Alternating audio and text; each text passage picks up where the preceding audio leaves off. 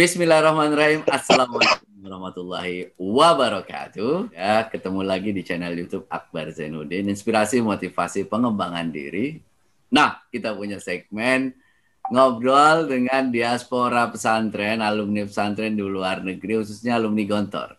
Dan kali ini kita sudah tersambung dengan Ustadz Muhammad Fakhri Al-Kahfi, alumni Gontor tahun 2014, yang sekarang sedang belajar S2 di Istanbul University, Turki.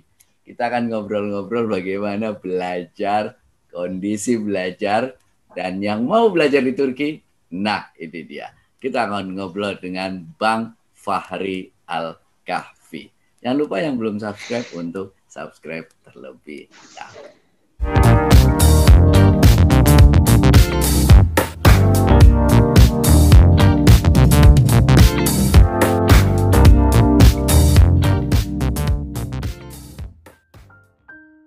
Assalamualaikum Bang Fakhri, apa kabarnya? Waalaikumsalam Bang Akbar. Bang Fakhri, ini masih di Turki apa di Indonesia ini?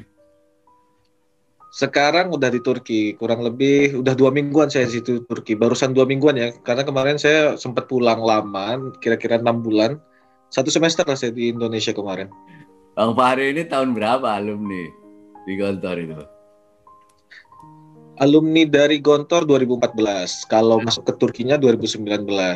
Anak kelas Adi sih, kelas biasa. Jadi 6 tahun lah, alhamdulillahnya gak nambah-nambah, cukup 6 tahun aja di pondok. Ya tambah 7 tahun dengan pengabdian tentunya saja. Ya, bagian apa dulu di Gontor? Dulu Ana sempat di ketua OPPM-nya yang ada di Lampung. Kita di Gontor Lampung dulu ya, dari awalnya. OPPM Lampung, dahsyat benar ya. Ya, setelah pindah ke pusat, kita dijadikan bagian keamanan. Oh, bagian keamanan. Kelas 6-nya berarti ya? Setelah pengabdian meneruskan S1 di mana? Setelah pengabdian, Ana meneruskan S1 di Universitas Islam Indonesia yang ada di Yogyakarta. Mungkin teman-teman juga tahu, jurusan Ekonomi Islam. Gimana ceritanya itu? Ke Turki itu bagaimana ceritanya? Ana berangkat ke sini via beasiswa YTB. Kalau teman-teman mungkin pernah dengar Turki Scholarship atau Turki Lari. Beasiswa apa itu? YTB ini beasiswa pure dari pemerintah. Jadi pemerintah Turki memberikan beasiswa banyak ke calon-calon mahasiswa yang berasal dari luar negeri Turki maksudnya.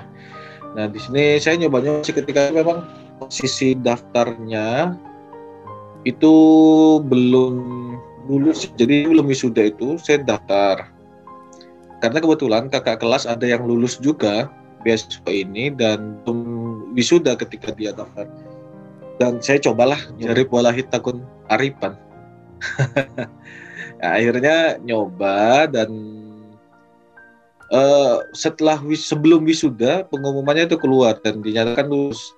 Alhamdulillah seperti itu. Dan setelah lulus saya langsung berangkat ke Turki. Sebelum S1 selesai. Nah itu beasiswanya untuk S1 atau S2? Iya, beasiswa untuk S2-nya. Jadi S1 saya biaya mandiri. Karena di Indonesia kan, karena ketika di Turki ini saya nyoba beasiswa itu, ya udah saya akhirnya dapat beasiswa untuk S2-nya. Dapat beasiswanya itu setelah masuk kuliah atau pas lagi di Indonesia? Ditentukan bahwasannya kita penerima beasiswa itu setelah proses pendaftaran itu ya. Dan ya ketika S2 itu memang udah dinyatakan dapat ini penerima beasiswa dari Turki gitu loh. Jadi bukan beasiswa dari kampus ya, tapi memang dari pemerintah Turki gitu. Oke. Kalau di Indonesia mungkin kita kenal kayak LPDP. Tapi kalau di Turki ada beasiswa itu. Daftar beasiswa dulu atau daftar kuliah dulu maksudnya? Daftar beasiswa dulu.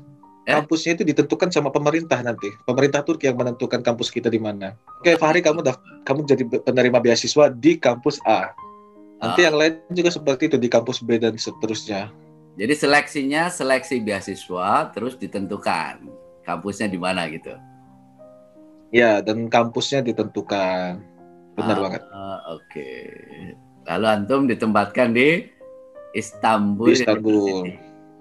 Iya, benar banget. Jurusan apa?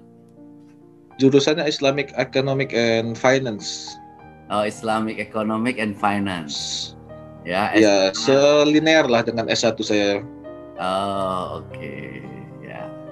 Kalau secara umum ya, kalau di Turki itu Ya. gimana itu kondisi kita itu belajar? Kalau di Turki sih, kalau secara giroh atau atmosfer belajarnya sih, saya kira lebih lebih apa ya, lebih bagus daripada di Indonesia. Oh, suasana Dengan belajarnya catatan lebih hanya baik. atmosfernya ya, karena suasana belajar lebih baik karena dia karena persaingan banyak ya, karena kita kan banyak dari international students-nya juga banyak, dan Hmm. bahkan orang Turkinya pun juga belajarnya juga atmosfernya bagus gitu, girohnya, kemauannya juga bagus. Bahkan ya kadang-kadang kita bisa melihat mahasiswa-mahasiswa yang aktif kebanyakan ya dari Turki, karena pertama mungkin permasalahan bahasa ya, karena kita kuliahnya menggunakan bahasa Turki di sini. Oh enggak, ada beberapa jurusan yang pakai bahasa Inggris, cuman kebanyakan sih bahasa Turki nanti kita belajarnya. Jadi nanti tahun pertama kita akan belajar bahasa Turki dulu. Tesis, disertasi bahasa Turki juga. Ya, tergantung dengan bahasa pengantar dari awalnya. Kalau memang saya Turki nanti nulisnya. Kalau orang-orang Indonesia, khususnya alumni pesantren, Gontor lah katakan ya, itu belajar di Turki di universitas mana aja Ya, biasanya? eh tersebar banyak sih di berbagai kota, nggak cuma di Istanbul. Karena kita data kemarin, kalau banyak kan ya pasti banyak kan Istanbul ya, karena kota besarnya. Tapi di berbagai kota lain yang ada di Turki juga tersebar luas juga. Seperti Sakarya, Bandırma, Kayseri dan lain sebagainya. Mungkin antum pernah dengar juga. Ankara juga ada, dan ya dari mana insya Allah teman kita. Universitasnya apa saja yang biasanya dituju itu? Kalau kalau universitas yang biasa dituju, eh, kebanyakan teman-teman Gontor ya, itu biasanya Istanbul Sabahattin Zaim University. Itu salah satu universitas bagus, walaupun dengan apa namanya, walaupun dia swasta, tapi dia termasuk salah satu universitas yang bagus. Oh, dua itu. Dan teman-teman kalau seumpamanya masuk di IZU, biasanya bahasa Itu pengantarnya apa? Arab atau English. ISU itu apa? IZU itu ya tadi, Istanbul Sabahattin Zaim University. Oh, itu di Istanbul juga. Istanbul juga. Oh, jadi di Istanbul ada dua itu, Istanbul University sama ISU itu. Kalau ada berapa universitas banyak, kita juga banyak universitas swasta-swasta yang lain yang kecil. Oh, Sama seperti di Indonesia lah, satu daerah itu kayak di Jogja itu kan yang terkenal hanya UGM, UI, UMY, UNY, tapi kan selain itu banyak kampus yang lain. iya. Sama kayak di Istanbul. Kalau jurusan yang dimasuki, jurusannya apa saja? Macam-macam, Seth. Kita punya anak IKPM, teman-teman Gontor kita ada yang masuk jurusan geografi, ada yang ekonomi, ilahiyat atau usuluddin ya kita sebutnya kalau di Indonesia. Lalu ada yang banyak, Seth, fisiologi, apa namanya, psikologi dan lain sebagainya. Jadi nggak ada terpusat di satu jurusan ya, karena kita juga, karena masing-masing orang kan punya niatnya masing-masing. Jadi di Turki bisa masuk banyak apa namanya, masuk nggak cuman keagamaan kok, apa namanya, jurusan-jurusan keilmuan lainnya juga banyak. Kalau yang paling terkenal di Turki itu jurusan keagamaannya atau umumnya? Kalau jurusan yang ada di Turki yang paling terkenal, saya belum bisa menilai sih ya. Cuman kalau teman-teman Gontor memang paling banyak di ilahiyat atau Keagamaan berarti ya? usuluddin.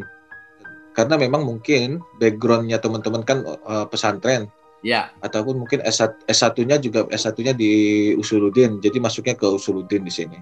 Jadi ada jurusan agama, ada jurusan umum juga di situ ya?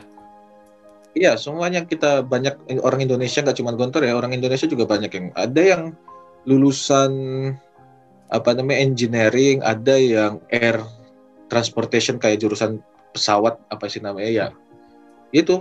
Teknik Jadi ya? ada juga Pesawat ya? mahasiswa kita teknik teknik pesawat penerbangan, bahkan salah satu orang yang dia berhasil kerja di perusahaan yang ada di Turki penerbangan. Jadi maksud saya banyak jurusan-jurusan yang bagus juga di Turki umum-umumnya. Kebanyakan di Turki itu beasiswa tuh biaya sendiri. kebanyakan ya, kalau mungkin saya secara kasar menilai sendiri banyak, Seth. Yang lebih banyak di Turki itu banyak banget beasiswa-beasiswa yang mungkin bisa dikasih sama ke pelajar kita. Gak cuman dari beasiswa yang seperti saya dapat ya gitu loh. Kalau dari saya kan beasiswa dari pemerintah langsung. Ada yang beasiswa-beasiswa dari organisasi, beasiswa-beasiswa dari kampusnya sendiri juga banyak gitu loh. Kita ngobrolin yang beasiswa dulu ya kalau gitu. Beasiswa dari kampus. Itu biasanya kita sudah daftar dulu atau sebelum daftar kita sudah apply itu? Kalau kampus kita jadi biasanya harus jadi mahasiswanya dulu. Mahasiswa kampus dulu, itu ya?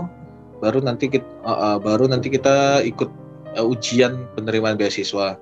Tapi tergantung kampus juga. Ada yang kampusnya hanya memberikan beasiswa 50%. Ada yang memang menggratiskan semuanya atau cuma dikasih uang jajan, itu beda-beda juga sih. Yang selain dari kampus, organisasi itu apa saja beasiswanya? Organisasi orang Turki itu banyak yang ngasih. Contoh organisasi keagamaan ngasih, atau organisasi wakaf juga biasanya ngasih. Tergantung kita bisa nyarinya gimana sih sebenarnya. Ada teman saya yang bahkan dia dapat beasiswa pemerintah lalu mencari lagi beasiswa lain yang kalau diakumulasikan mungkin lebih besar daripada beasiswa yang dia terima dari pemerintah. Oke. Kalau yang tidak beasiswa sekarang, itu berarti langsung mendaftar ke universitas masing-masing atau bagaimana? Oke, kalau untuk orang yang ingin benar-benar mandiri, ya, kuliah di Turki, ada jalur teman-teman bisa ikut ujian mandiri langsung ke kampusnya. Tapi ada yang melaksanakan di Jakarta, seperti Istanbul University YOS. YOS itu Yabancı Öğrenci Sınavı, maksudnya itu ujian khusus untuk orang asing, pelajar asing. Itu dilaksanakan di Jakarta juga. Tapi teman-teman harus cari informasinya ya. Nah, itu bisa dilakukan di Jakarta, dan kalau sudah bisa lulus itu, hasil dari ujiannya itu bisa dijadikan bisa dijadikan pendaftaran untuk ke kampus yang yang masuk dalam ujian itu. Contoh, maksud saya gini, ujian itu tidak hanya untuk satu universitas itu, jadi bisa digunakan untuk masuk ke berbagai universitas. Itu cara yang satu. Cara satu ini lebih lebih efisien dalam dana karena dia mengurusnya sendiri. Teman-teman bisa pakai agen pendidikan. Agen pendidikan juga banyak yang tersebar di Indonesia yang bisa mengirimkan teman-teman ke Turki. Tapi saran saya agen pendidikan ya. Agen pendidikan. Tapi saran saya di riset dulu. Karena biayanya kadang-kadang lebih besar, tapi fasilitasnya mungkin yang didapatkan nggak terlalu bagus. Nah, itu harus di riset. Jangan tergiur dengan janji-janji manis aja, tapi nanti udah di Turki luntang-lantung nggak diurusin sama agennya, kan kasihan. Itu kalau punya duit. Nah, untuk teman-teman yang dari Gontor nih ya, saya disclaimer, teman-teman Gontor kita punya punya departemen di bawah IKPM namanya PPMB, Panitia Penyambutan Mahasiswa Baru. Di sini kita akan bantu teman-teman. Ya, di sini kita bisa bantu teman-teman untuk mencari universitas, tapi dengan catatan teman-teman, kita bukan menjanjikan masuk gitu loh ya. Kita kasih informasi, ini loh ada universitas yang buka via jalur undangan atau jalur berkas atau jalur ujian gitu loh. Jadi teman-teman usaha sendiri dulu, usaha ujiannya. Kalau memang udah lulus, kabarin ke kita, nanti kita bantu prosesnya ke Turkinya gimana, nanti kita jemput, kita bantu carikan rumah, bantu carikan asrama kalau pengen di asrama. Seperti itu. Tapi kita bukan agen pendidikan yang bisa masukin ke kampus, tapi semuanya tetap awalnya dari ujian via sendiri gitu loh. Nanya dulu ke IKPM, ada informasi mana yang buka, terus ujiannya di mana? Nah, itu nanti kita lihat peraturannya. Ada yang mungkin hanya mengumpulkan berkas, ada yang mungkin ujiannya ya via online dan lain sebagainya. Atau mungkin teman-teman pengen belajar bahasa Turki dulu di Turki, nanti bisa teman-teman hubungi IKPM, atau bahkan bisa download guideline yang pernah kita buat di websitenya IKPM. Itu udah lumayan lengkap dan bisa dinikmati. Jadi bisa di-download guideline di website IKPM Turki. Nanti di situ Iya, benar ada banget. cara-caranya, bagaimana kemudian untuk pendaftaran. Begitu ya. Iya, nanti nanti kalau udah lulus kita akan bantu di sini. Kita sangat senang kalau seumpamanya teman-teman kita bisa nambah di sini karena IKPM Turki itu salah satu IKPM yang besar juga ininya. Berapa orang yang sekarang itu yang belajar di situ dari Gontor itu? Kalau orang sepertinya 300-an di sana. Lumayan banyak ya. Iya, Eh, lumayan karena ya setiap tahun kita juga menambahnya lumayan besar juga. Ya 200-an lebih. S3-nya kita ada 4 orang, lalu S2-nya ada 30 orang termasuk saya. S1 ada 83 orang. Jadi 200-an lebih lah. lumayan besar ya IKPM Turki ini. Nah, kalau tadi kita teruskan ya untuk biaya sendiri. Range untuk biaya kuliah Ya, itu berapa di sana itu di Turki itu? kalau S2 kurang lebih sama kayak kita kuliah di Indonesia. Mungkin nggak sampai lulus kita butuh 20 sampai 40 juta. Saya kira itu sama dengan kita butuhkan di Indonesia. Tapi dengan Biayanya catatan per itu hanya biaya semester atau kuliahnya per ya. juta? Kalau S2 sih biasanya sampai selesai biayanya kita hitungnya. Jadi biaya Tapi dibuka. pun kalau bayar ada yang di muka, tapi ada pun yang semester. Oh, ada yang Yang per semester yang per semester pun biasanya 5 juta, 5 juta, 6 juta.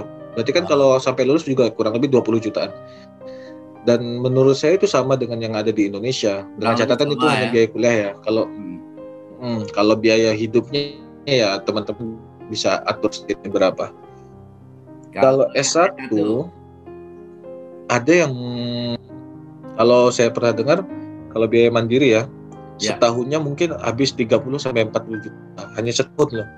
itu hanya SPP aja. Jadi kalau mungkin sampai lulus 4, iya kemungkinan seperti itu, hanya SPP-nya aja. Iya, tapi teman-teman kalau udah nyari jadi mahasiswa sini nanti bisa apply beasiswa. Ya tadi beasiswa dari organisasi, beasiswa dari mana aja lah, banyak kok. Tapi dengan catatan kalau beasiswa seperti itu harus jadi mahasiswa sini dulu gitu loh. Jadi kita masuk dulu, lalu kemudian baru mencari beasiswa gitu ya. Kalau pembukaan Ya kuliah benar di sana, banget. bulan apa saja? Pembukaan kuliah bulan September. September kita buka. Setelah ini loh ya, setelah musim panas. Musim panas kan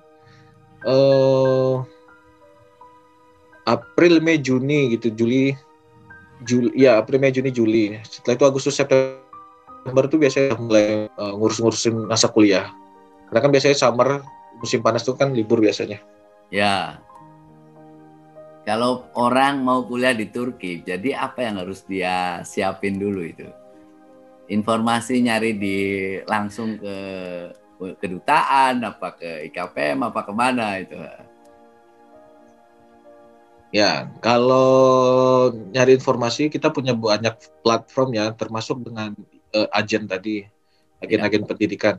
Tapi teman-teman juga bisa banget nyari-nyari mandiri. Sebenarnya banyak banget kayak model-model mahasiswa kita yang buat tulisan, buat vlog dan lain sebagainya yang bisa dinikmati. Nggak, kita juga punya platform PPI Turki. Teman-teman bisa nanya-nanya di PPI Turki atau IKPM Turki. Teman-teman kalau yang orang-orang IKPM silakan nanya ke kita sangat welcome.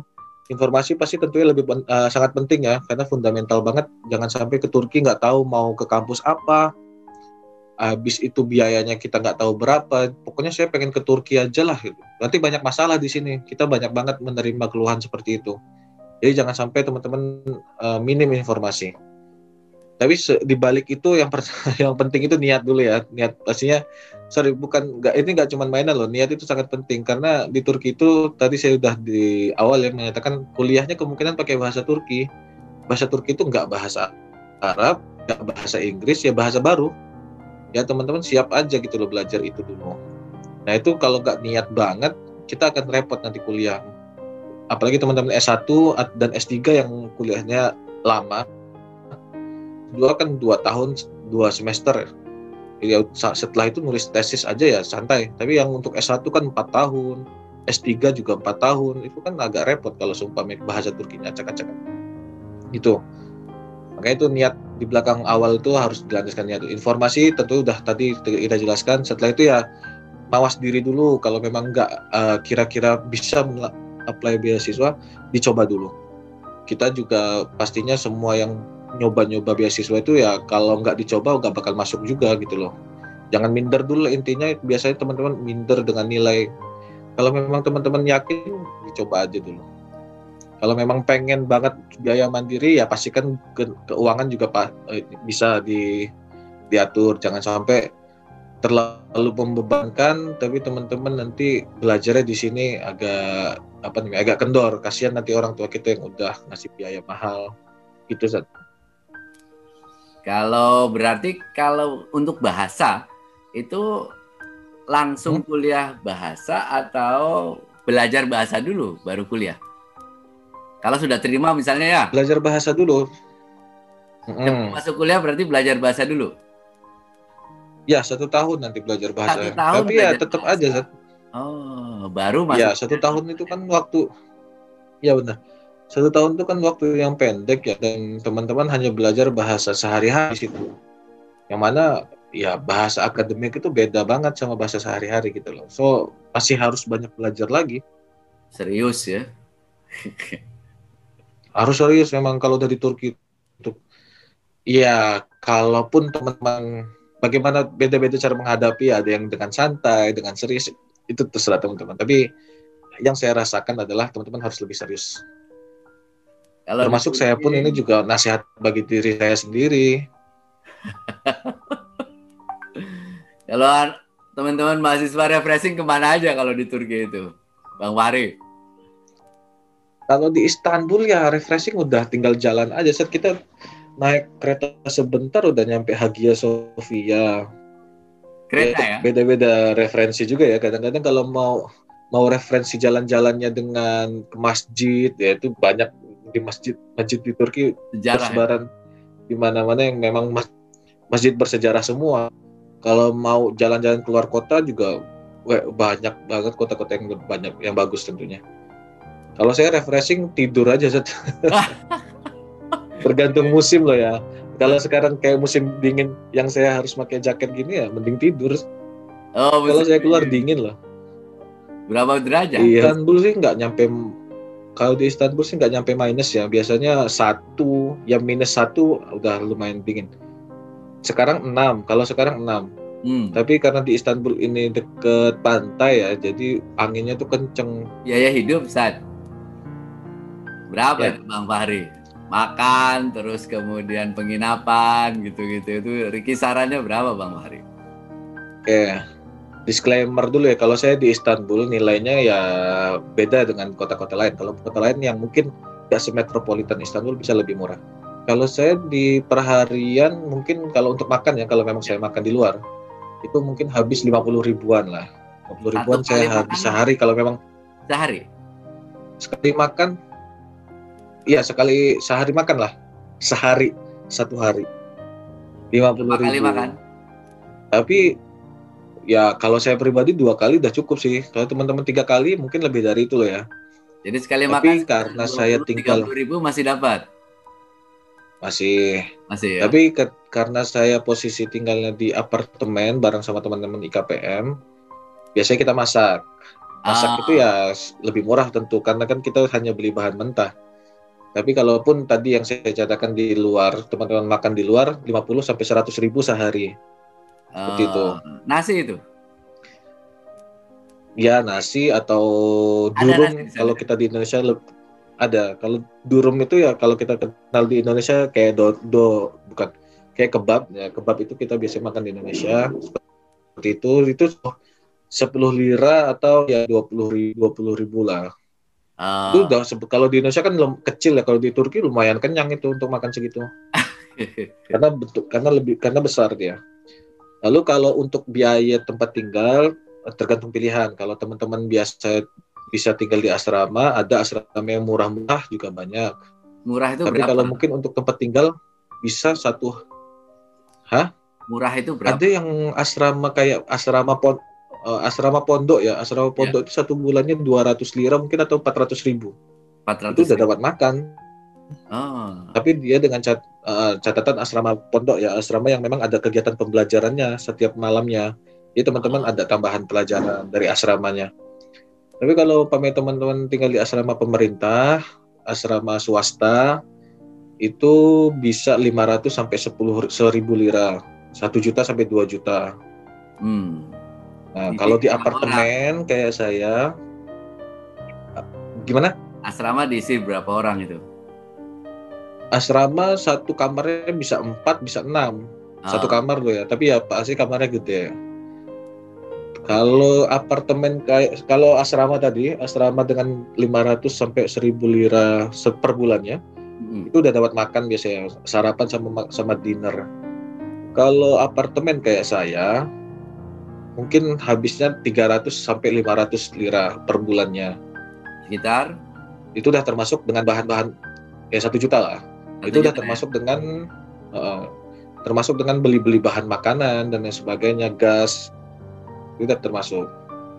Oh, kalau semuanya ada terlebih kurangnya. Diisi beberapa orang bisa patungan berarti. Bisa 4, 5, 6 orang cukup sebenarnya. Dan bisa patungan kan, tergantung makin banyak sebenarnya makin murah. Cuman kan tentunya kenyamanannya juga agak berkurang gitu. Iya. Di rumah saya 6 udah nyaman, 7, 8 juga masih nyaman. Tapi kalau lebih dari itu mungkin lebih murah, tapi ya nyamannya agak berkurang gitu. Oke. Nah, ijazah gontor diterima di sana? Ijazah gontor diterima, Bang. Jadi kita nanti akan ada penyetaraan ijazah. Nanti teman-teman ngurus sendiri di sini. Nanti ada ada departemen sendiri terkait penyetaraan ijazah. Departemen yang ada di Turki loh ya. Nanti diurus aja. Tapi semuanya ijazah diterima kok. Oh, SMA, jasa pesantren itu diterima di situ ya? Termasuk pesantren salaf tradisional juga diterima saya. Tapi kan biasanya kalau salaf dan tradisional kan mereka ada ijazah SMA-nya kan satu SMA-nya ya. Jadi lebih baik ya daftarnya pakai ijazah SMA itu aja. Kalau gontor kan kita memang nggak punya ijazah itu, tapi tetap diterima. Baik, jazakumullah ya, Bang Fahri. Mudah-mudahan sukses buat IKPM Turki, sukses buat teman-teman. Mudah-mudahan lancar studinya. Jadi kalau mau menghubungi KPM Turki ke apa? Kita punya Instagramnya, cari KPM Turki. Nanti KPM kita Turki, ya? Ada tuh link tree. Ada link tree-nya, ada teman-teman bisa DM langsung ke IKPM Instagram IKPM, atau mungkin nanti teman-teman bisa komunikasi dengan kontak person yang ada di sana, atau korespondensi via email juga nggak masalah kalau memang teman-teman biasa pakai email. Oke, baiklah. Jadi kalau ada teman-teman yang ingin ngobrol, ingin tahu informasi lebih banyak, bisa langsung ke IKPM Turki ya. DM di Instagramnya, nanti akan dijawab selengkap-lengkapnya, sekomplit-komplitnya. Demikian, terima kasih banyak. Terima kasih, sukses Bang Fahri. Salam buat kawan-kawan. Insya Allah kapan-kapan saya ke Turki lah. Kita jalan-jalan di sana. Insya Allah.